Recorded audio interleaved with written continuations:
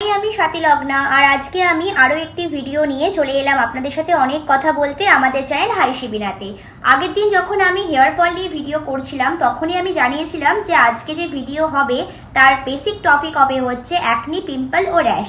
আমাদের মুখের কোন অংশে অ্যাকনি হলে বা কোন অংশে পিম্পল হলে বা কোন অংশে র্যাশ হলে আমরা বুঝতে পারবো সেটা আমাদের কেন হচ্ছে, এবং সেই বোঝার জন্যই আমি একটি পিকচার বা ডায়াগ্রাম আমার ভিডিওর সাথে আমি অ্যাড করে দিলাম, যেটা আপনারা বুঝতে পারেন। আমি মুখেও আপনাদের বুঝিয়ে দিচ্ছি ব্যাপারটা কি হচ্ছে। আমাদের মুখের বিভিন্ন অংশে অ্যাকনি হয়। আমরা যারা মেয়ে, আমাদের একটা কমন ধারণা হচ্ছে আমার তো পিরিয়ড ক্লিয়ার হয়, আমার কেন অ্যাকনি হবে। শুধুমাত্র আপনার পিরিয়ড ক্লিয়ার হলেই যে অ্যাকনি হবে না এমন কিন্তু কোনো ব্যাপার নেই। আমাদের অনেকেরই একটা বড় সাইন হচ্ছে মেয়েদের, সেটা হচ্ছে পিরিয়ড অ্যাকনি বা মেনস্ট্রুয়েশন অ্যাকনি। মেনস্ট্রুয়েশন অ্যাকনিতে কি হয়ে থাকে? মেনস্ট্রুয়েশন অ্যাকনিতে আমাদের যে এই পোর্শনটা আছে এই পোর্শনে কিন্তু আমাদের অ্যাকনি হওয়া শুরু হয়ে যায়। এই অ্যাকনিটা কখন হয়? যখন আমাদের মেনস্ট্রুয়েশনের ডেট বা পিরিয়ডের ডেটটা কাছে চলে আসে। আমরা কাছে চলে এলে পরে আমরা দেখতে পাবো এখানে ভীষণ ব্যথাযুক্ত অ্যাকনি হচ্ছে, পিম্পল হচ্ছে, র্যাশ বেরোচ্ছে। আমরা ভাবি আমাদের কেন অ্যাকনি হচ্ছে, আমাদের তো অ্যাকনি হওয়ার কোনো কারণ নেই। কিন্তু আমরা জানি না যে আমাদের পিরিয়ড যখন হয় তখনও কিন্তু আমাদের অ্যাকনিটা হয়। এটা অনেক মেয়েরই খুব কমন সাইন এবং এটা নিয়ে খুব একটা দুশ্চিন্তার কোনো কারণ নেই। তবে হ্যাঁ, অনেক সময় এই পিরিয়ডের অ্যাকনিগুলো কমে গেলেও মুখে দাগটা থেকে যায়, সেটা নিয়ে আমাদের একটু চিন্তাভাবনা করতে হয়, কারণ দাগ থেকে যাওয়াটা তো খুব ভালো লাগে না দেখতে। তো সেই নিয়ে একটা দুশ্চিন্তা করার ব্যাপার কিন্তু আমাদের আছে। কিন্তু অনেক সময় দেখা যায় অনেক মেয়ের পিসিওডি আছে, অনেক মেয়ের ইউটেরাইন ফাইব্রয়েড আছে, অনেক মেয়ের ইরেগুলার পিরিয়ডের সমস্যা আছে, কিংবা ইস্ট্রোজেন বা প্রোজেস্টেরন লেভেল নিয়ে কিছু প্রবলেম আছে। সেক্ষেত্রেও কিন্তু মেয়েদের অ্যাকনি হয়, পিম্পল হয়, র্যাশ হয়, কিন্তু এই পোর্শনটা থেকেই হওয়াটা শুরু হয়। অনেকের এখান থেকে হতে হতে সারা মুখে ছড়িয়ে যায়, কিন্তু শুরুটা হয় হচ্ছে এই পোর্শন থেকেই। এবং অনেকে এরকমও হয় যে এত অ্যাকনি ব্রেকআউট হচ্ছে যে সেখানটাতে হাতই দিতে পারছে না বা মুখ খুলে হা করে খেতেও পাচ্ছে না, এরকমও সমস্যা হয়। এবার সেক্ষেত্রে যদি আপনারও এরকম হয়ে থাকে সেটা সম্পূর্ণভাবে আপনার হরমোনাল ইস্যুর জন্য হচ্ছে। এবার আসি হচ্ছে অন্যান্য কারণগুলোতে। এবার আমি আসবো হচ্ছে হার্মফুল কেমিক্যাল প্রোডাক্টে, যেগুলো কিনা আমরা ব্যবহার করে থাকি আমাদের দেশে, আমাদের ভারতে। আমরা যখনই কেমিক্যাল প্রোডাক্ট ব্যবহার করি আমাদের একটাই চাহিদা থাকে, আমরা এরা ইনস্ট্যান্ট ফর্সা হয়ে যাই। আমরা যখন মেকআপও করি, আমি দেখেছি অনেক যারা মেকআপ আর্টিস্ট আছেন, কেউ দয়া করে অফেন্ড হবেন না, অফেন্ড হওয়ার মতো কোনো ব্যাপার না, আপনারা আপনাদের কাজই করছেন। কিন্তু আমি দেখেছি অনেক মেকআপ আর্টিস্ট যারা আছেন তারা যে ক্লায়েন্ট যায় তাকে এক শেড ব্রাইটার মেকআপ দিয়ে সাজায়, এক শেড ব্রাইটার ফাউন্ডেশন দিয়ে সাজায় এবং বলে ম্যাডাম আপনাকে দেখতে ভালো লাগবে।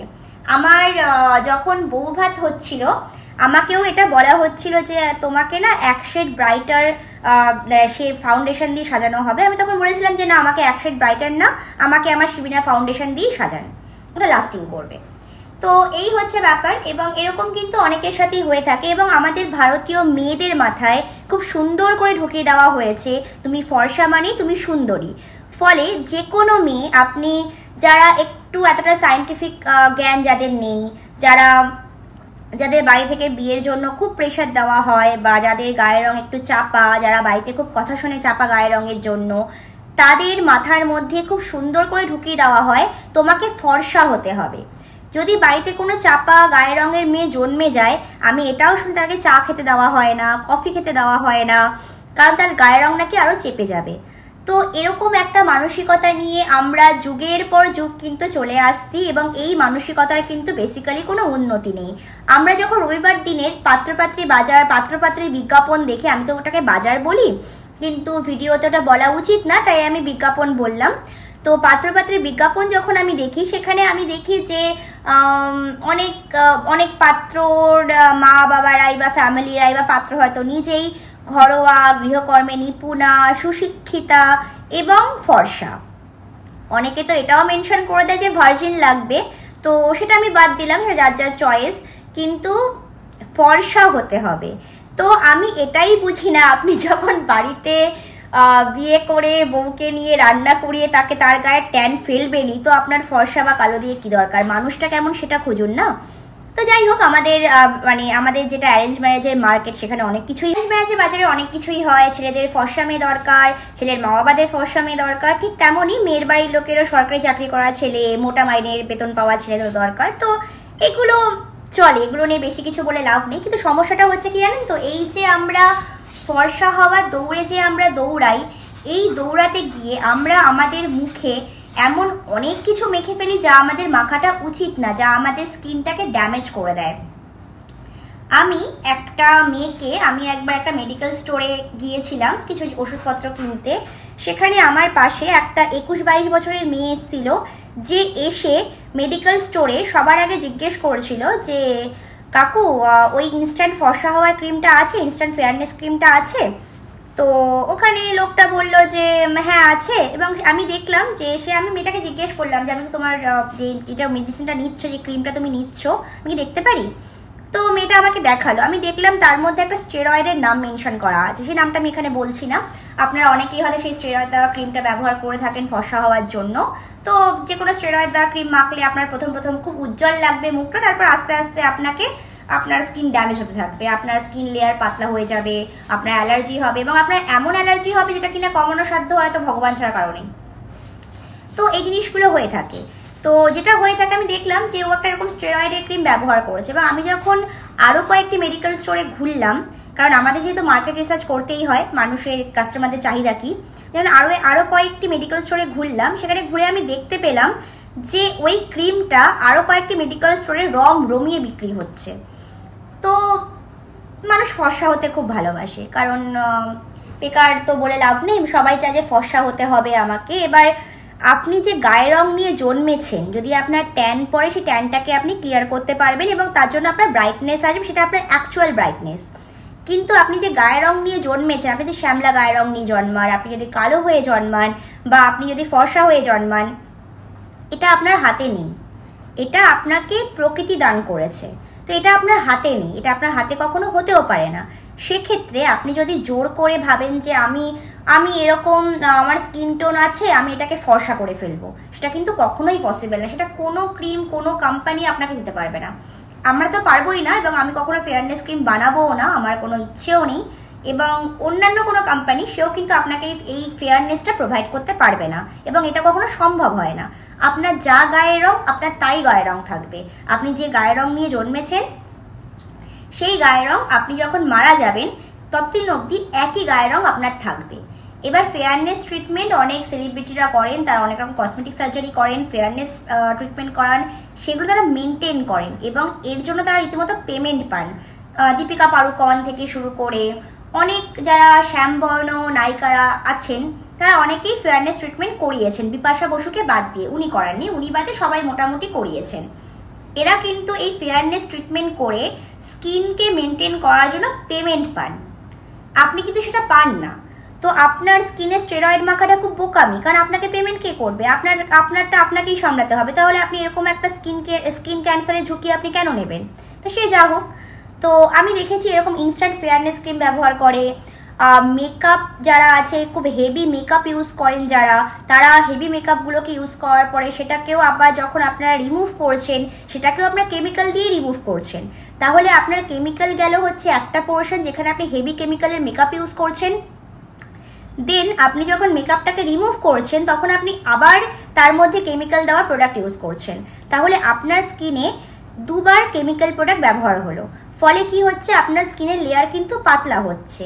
যে কোনো মেকআপ রিমুভারে অনেকটা অ্যাসিডিক পরিমাণ, মানে যে কোনো মেকআপ রিমুভার অ্যাসিডিক হয়, ফলে আপনার স্কিনে কিন্তু অ্যাসিড পড়ছে। প্রথমে আপনার স্কিনে পড়লো মেকআপ।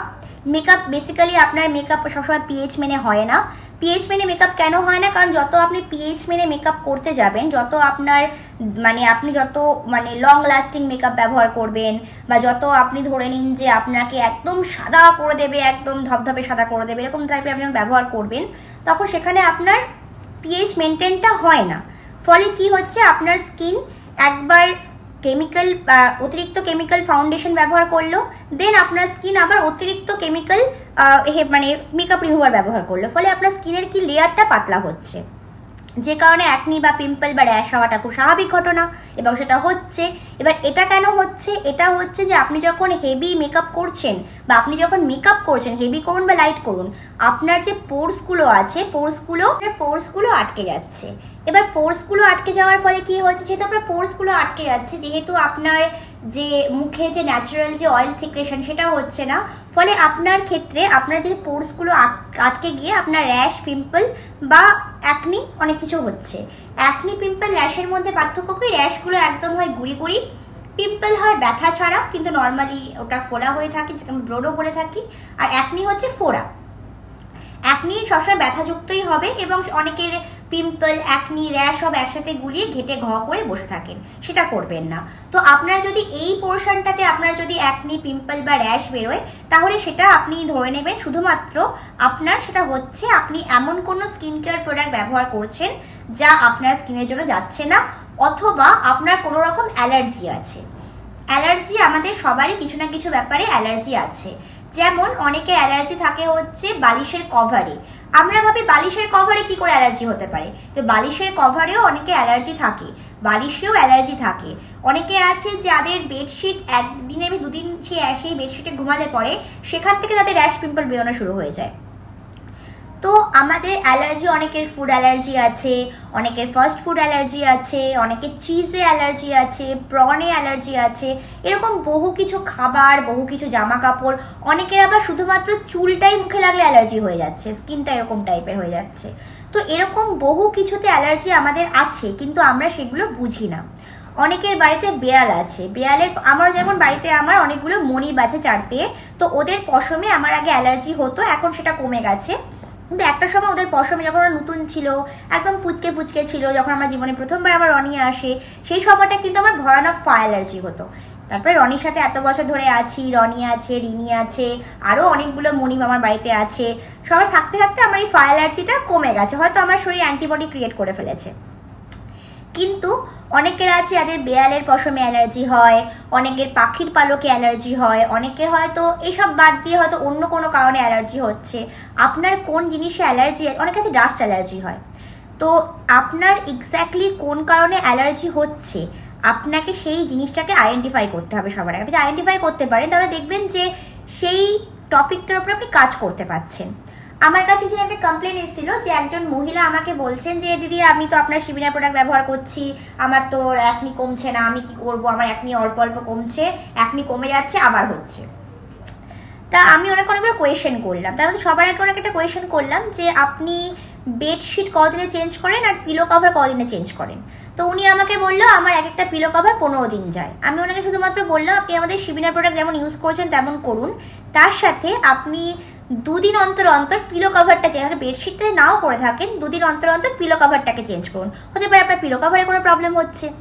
তো উনি বললেন আমি পিলো কভার চেঞ্জ করবো, আর ঠিক আছে আপনি বলছেন যখন আমি করে দেখবো, আমার এইটাতে আমার খুব একটা বিশ্বাস নেই, আপনি এখন বলছেন আমি করে দেখবো। তো সেই ভদ্র মহিলা আমি যেটা বললাম তাতে উনি কিছুদিন করলেন, উনি এরকম 2-3 দিন ধরে উনি পিলো কভারটা চেঞ্জ করলেন, যে পিলো কভার চেঞ্জ করে করে উনি আমাকে বললেন দিদি, উনি আমাকে এই কদিন আগে রিভিউ দিলেন, বললেন হ্যাঁ আমার অ্যাকনি এখন একদম হচ্ছে না, একদম কমে গেছে এবং আমি এখন ভালো আছি। তো এই রিভিউটা পেলে আমার খুব ভালো লাগলো, কিন্তু কিছু কিছু জিনিসপত্র ডিসকাস করতে হবে আমাদের সাথে, আপনার সমস্যাটা কি হচ্ছে। আরেকটা হচ্ছে আরেকজন ভদ্রমহিলা আমাকে জানিয়েছিলেন উনি ওনার অ্যাকনি উনি ইউজ করেছেন, কারণ আমাদের যে কোনো প্রোডাক্ট 100% রেজাল্টের গ্যারান্টি নিয়ে আসে এবং এটার বলার কারণ আছে, কারণ আমরা মেডসেপ অ্যাপ্রুভড, আমরা অনেক কিছু অ্যাপ্রুভাল নিয়ে বসে আছি যেগুলো একটা নতুন কোম্পানির পক্ষে বার করা বা নেওয়াটা খুব কঠিন। আমরা সেগুলো নিয়ে বসে আছি কারণ সেগুলোর জন্য যথেষ্ট পরীক্ষার মধ্যে দিয়ে আমাদের যেতে হয় এবং আমাদের প্রোডাক্ট কিন্তু আপনারা আউট অফ ইন্ডিয়াও পেয়ে যাবেন। তাহলে বুঝতেই পারছেন আমাদের কতগুলো টেস্টের মাধ্যমে গিয়ে কাজটা করতে হয়েছে। তো যাই হোক, তো সেক্ষেত্রে সেই ভদ্রমহিলা আমার সাথে ডিসকাস করতে করতে বলেছিলেন যে আমার অ্যাকনি কিছুতেই কমছে না, আমি কি করব, আমার অ্যাকনি আমি যখন ইউজ করছি আপনাদের প্রোডাক্ট তখন ইউজ করার পর কমে যাচ্ছে, কিন্তু আবার আমার অ্যাকনি আসছে। আমি তখন ওনাকে জিজ্ঞেস করলাম আপনি সারাদিনে কতটা জল খান। উনি বললো সারাদিনে আমার জল খাওয়া হয় না তা বলবো না, কিন্তু মোটামুটি আমার 2 লিটার মতো জল খাওয়া হয়, এর বেশি আমার খাওয়ার মতো সময় হয় না।